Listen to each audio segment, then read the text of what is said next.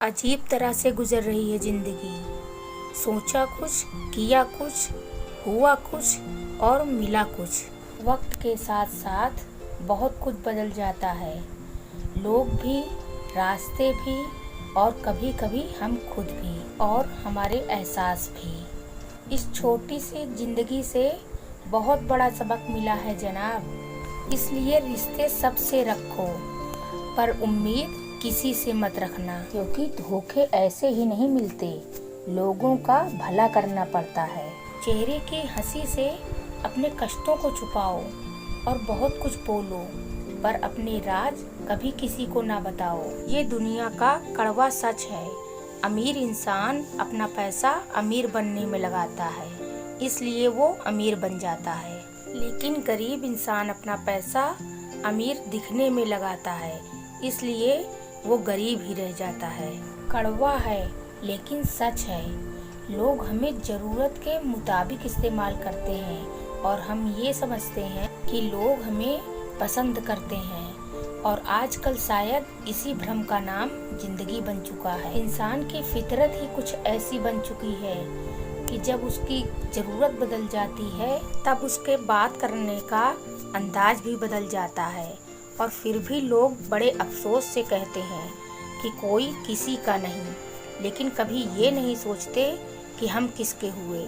जब बात किसी की अच्छाई की चल रही हो तब सब खामोश रहते हैं, लेकिन जब बात किसी की बुराई की चल रही हो तो सब बोल उठते हैं। अगर कोई शख्स जिस पर आप सबसे ज्यादा भरोसा करते हो और वो आपको धोखा दे दे और मदद करने से भी पलट जाए, तो ये मत सोचना कि वो इंसान बदल गया, बल्कि ये सोचना कि आज उसका नकाब उतर गया। क्योंकि जब बुरा वक्त आता है तो ऐसे लोगों के नकाब उतर ही जाते हैं। इसीलिए तो कहते हैं ये वक्त बुरा नहीं है, बल्कि आप किसी गलत व्यक्ति के भरोसे बैठे हो।